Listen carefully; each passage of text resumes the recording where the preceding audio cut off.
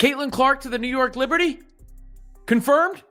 You guys? The photo circulating went viral of Caitlin Clark in the bowels of the Barclays Center with Liberty coach Sandy Brondello and Breanna Stewart and Sabrina. A secret meeting caught on camera may have just exposed the plot to steal Caitlin Clark from the Indiana Fever. The viral photo shows Clark huddled in a stadium tunnel with New York Liberty stars Breanna Stewart and Sabrina Ionescu, along with their head coach Sandy Brondello. But the real bombshell, the detail that turns this from a friendly chat into a potential conspiracy, is who else was there. Clark's own agent. His presence transforms a casual interaction into what looks like a calculated move to plan her exit from Indiana. This single image has ignited a firestorm, raising a terrifying question for the Fever and their fans. Is the Caitlin Clark era already over before it even began? Well, we're going to talk about this little scene that took place after the Fever game last night in New York between Sandy Brondello and Caitlin Clark, the New York Liberty, and the agent. The agent. That is what makes this so interesting. The scene itself is almost too perfect to be a coincidence. In the concrete bowels of the Barclays Center, moments after the Indiana Fever suffered another demoralizing loss, the basketball world was given a glimpse behind the curtain. There stood Caitlin Clark, still in her Fever gear, huddled in an intimate conversation with New York Liberty head coach Sandy Brondello and the team's two biggest stars, Breanna Stewart and Sabrina Ionescu. On its own, this might be dismissed as professional sportsmanship, but the detail that transforms this from a casual exchange into a potential conspiracy is the presence of Clark's agent, Aaron Caney, standing right in the middle of it all. And many people is insinuating that Caitlin Clark could be trying to plan the outs of Indiana. Yes. People is already saying that Caitlin Clark could be trying to get the hell out of Indiana. Agents are the architects of careers. They don't just stumble into friendly post-game handshakes. Their presence signifies business, strategy, and future planning. The optics were deliberate and striking. While Clark's own team was likely in the locker room dissecting a loss, she was all smiles, sharing a relaxed and comfortable moment with the leaders of a rival dynasty. For her millions of supporters who have watched her endure a brutal physical welcome to the league, seeing her look happy and at ease was a welcome sight. But for the Indiana Fever organization, it had to be a dagger, a terrifying visual confirmation that their franchise player might be looking for a safe harbor, and she might have already found one. Is a WNBA team that have been very, very, very much in, they made it clear that they want Caitlin Clark, or they're eventually going to want Caitlin Clark. Along those lines, they made it very, very clear. And that team is the New York Liberty. And today, we have just seen the New York Liberty players, after the game, meeting up with Caitlin Clark. It is Stewie. It is Sabrina Ionescu. There is Sandy Brondello.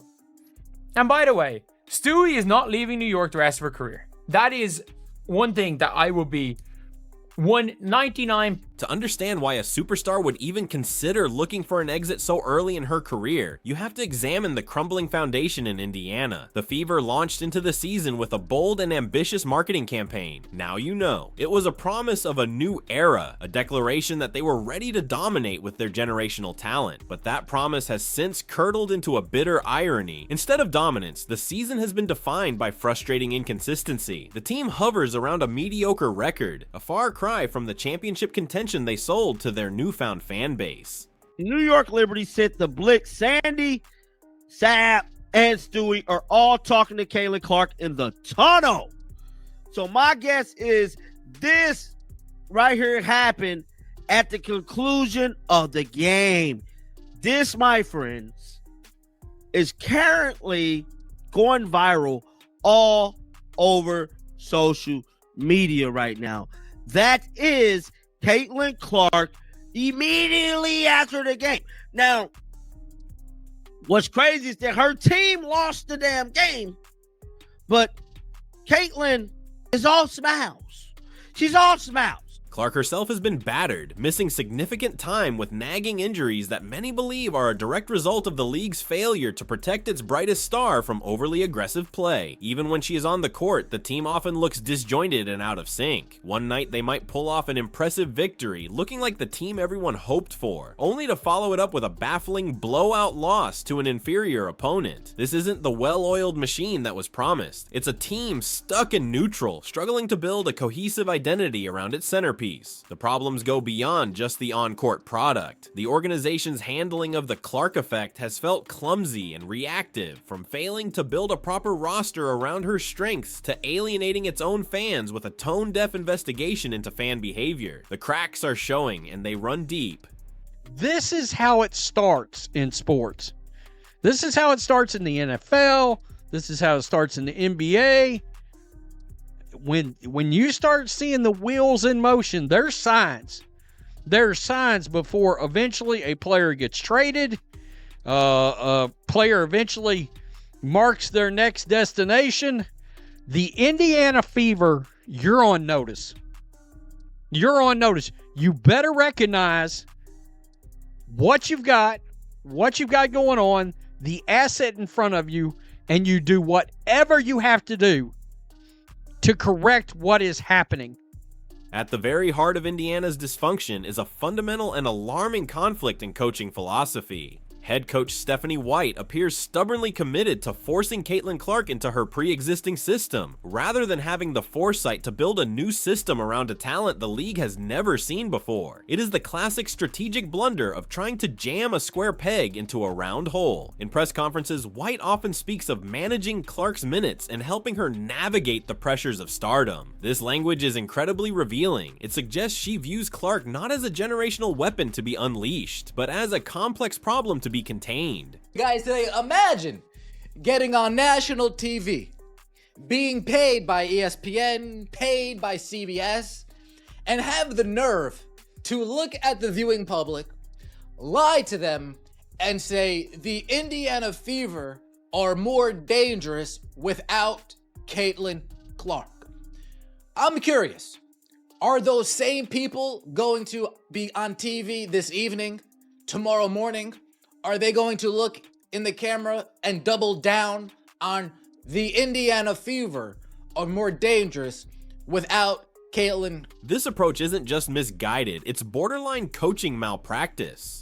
History shows that you don't ask Michael Jordan to be a role player, and you don't ask LeBron James to blend in. You give them the keys and build the entire franchise around their unique genius. A talent like Clark thrives on freedom, the freedom to control the tempo, to create for her teammates with her visionary passing, and to take over a game with her limitless range. By attempting to sand down her sharp edges to fit a rigid equal opportunity offensive scheme, the Fever are not just losing games, they are actively diminishing the potential of their most valuable asset. While Indiana fumbles with its superstar, another coach in New York has already perfected the art of managing greatness. I think the obvious issue is Stephanie White is so stubborn to fit a circle in a square peg instead of utilizing the strengths of the team. And she probably felt relief because Caitlin Clark was hurt that, oh, this is my time. I could introduce the culture and the system. And some actually bought in. And then when Caitlin Clark comes back, she doesn't know how to use her. That's not... In stark and stunning contrast to Indiana's organizational chaos stands the New York Liberty, a sleek, powerful, and well-oiled dynasty machine. The Liberty are far more than just a collection of talented players. They are a franchise built with the singular, ruthless purpose of total domination. With a championship-proven core featuring former MVP Breanna Stewart, the deadliest sharpshooter in the league, Sabrina Ionescu, and a dominant interior force in Jonquel Jones, they have already assembled a super team. They are the benchmark of excellence in the WNBA. But the Liberty have shown her love. We've seen that as a bit of a theme. There was the moment between Stewie and Clark when Clark came back from injury the first time. And then there was some nice words. I missed the moment myself of them posted up there for a second. But there were some nice words from Liberty coach Sandy Brondello that I did capture. And I thought they were. Their head coach, Sandy Brondello, is a proven winner who has managed the egos and talents of legends like Diana Taurasi. Her coaching philosophy is player first, a direct and liberating opposite of what Clark is currently enduring. Brondello empowers her stars. She doesn't contain them. This winning culture permeates the entire organization, driven by an ownership group in Joe and Clara Wu Tsai, who have invested heavily in creating a first-class operation. From their state-of-the-art facilities at the Barclays Center to their world-class coaching staff, the Liberty project an aura of professionalism and ambition. They aren't just trying to win a championship, they are methodically building an empire designed to reign for years to come. I think there is a 50-50 chance Caitlin Clark leaves Indiana after a rookie season. No, after rookie season, after rookie contract is up. Because I have a feeling that with all the restricted free agency and everything, I think they're going to try to get rid of all coring out of the CBA. I don't think coring is going to be a thing. I don't think coring is going to be a thing in the CBA. And obviously, look, you're going to have to core players. And they're going to have to core Aaliyah a year earlier than Caitlin. And if they're scared Aaliyah's going to leave, and if they're like, oh, we want to core and trade Caitlin, then Aaliyah leaves for nothing. And Caitlin leaves for nothing. So it's a bit of a weird one. The thought of adding Caitlin Clark to this already loaded roster isn't just about adding another star. It's about creating a basketball supernova, an offensive force unlike anything the league has ever witnessed. Imagine the on-court poetry in motion. Picture Clark bringing the ball up the court, her eyes scanning the floor. The defense, terrified of her range, is forced to press up. She uses a screen from Jonquel Jones, drawing 2 defenders. In that split second, she fires a behind-the-back, no-look pass to a cutting Breanna Stewart for an uncontested layup. The next possession, the defense collapses to stop the drive, and Clark simply kicks it out to a wide-open Sabrina Ionescu for a soul-crushing three-pointer. How many people is insinuating? They're insinuating that Caitlin Clark could be trying to get the hell out of Indy. Now, I ain't gonna hold you. Your boy John Liquidator definitely want her to get out of Indy, bro. And it's this photo right here that is really heating up. I mean, this one right here is really breaking the bank, bro. Look, Sandy Brondello got her hand all on Caitlin, bro. How would any team possibly defend this? You can't double team Clark without leaving one of the most versatile scorers in Stewart or the most lethal shooter in Ionescu completely unguarded. It would be a strategic checkmate. The offensive potential would be staggering. A beautiful, unstoppable symphony of passing, shooting, and scoring that would make every single Liberty game must-see television. It wouldn't just be a great team, it would be a revolution in how offensive basketball is played at the professional level. This on-court fantasy, however, raises some very serious off-court questions. It's a weird situation, but you can see, and this is one of the more important things. You see this right here. You see this right here. This is Caitlin's agent. This is Caitlin Clark's agent. So Caitlin Clark's agent is involved in, meeting up with, or in this meeting, whatever it is, whether it's a meeting or just a chat, Caitlin's agent is there. That's her freaking agent. Looks like it. CC to Liberty, CC to New York. Lurking behind this dream scenario is the ugly, complicated issue of tampering. The WNBA, like all major sports leagues, has strict regulations that prohibit teams from communicating with players who are under contract with other organizations. This tunnel meeting, especially with Clark's agent prominently involved, walks a dangerously thin line. While it would be nearly impossible for the league to prove that an illegal offer was made, the optics are a public relations disaster for both the league and the Indiana Fever. If Stephanie White believes that this team is better with Ari McDonald in, blah, blah, blah, if she shares the same views as Carolyn Peck, you fire her on the spot. I don't care if she is an Indiana Fever alum. You fire her on the spot. And anybody else in the organization that shares that same belief set.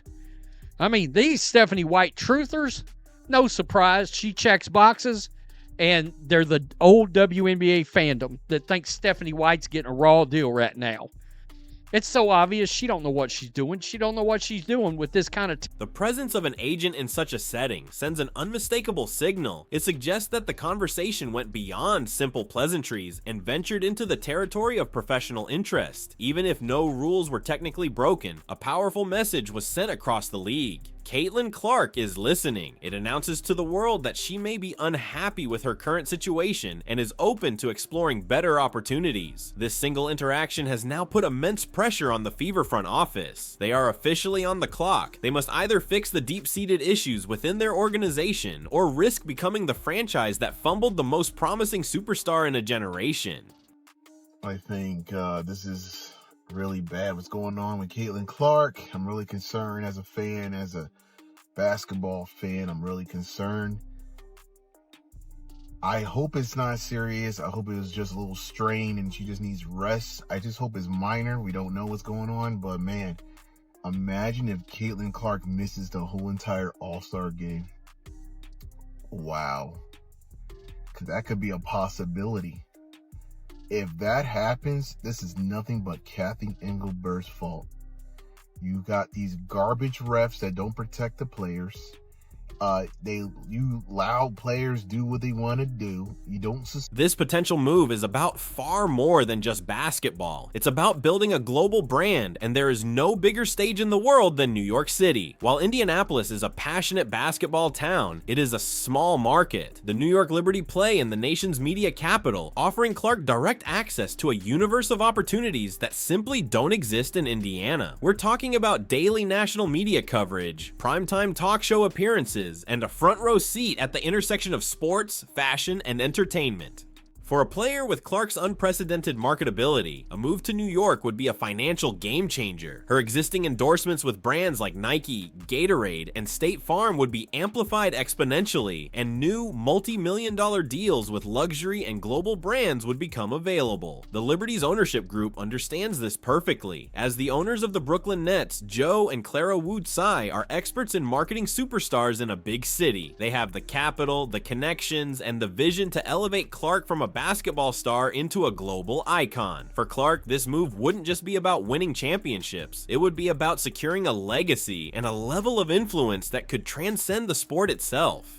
In the end, it all comes back to that one fateful photo, a candid moment in a tunnel that has pulled back the curtain on the frustrations, ambitions, and power plays shaping the future of the WNBA. The image represents a critical crossroads for Caitlin Clark. On one path, she remains in Indiana, battling against a flawed system and an underperforming team. On the other, a glittering opportunity awaits in New York, a chance to join a ready-made dynasty, to dominate the league, and to build an empire on the world's biggest stage. This leaves us with a provocative and unsettling question. Would a Clark-led Liberty super team be the catalyst that launches the WNBA into the stratosphere, creating a must-see spectacle for years to come? Or would it be the move that shatters the league's competitive balance, sacrificing parity for the sake of a single, untouchable titan? The answer could define the next decade of women's basketball.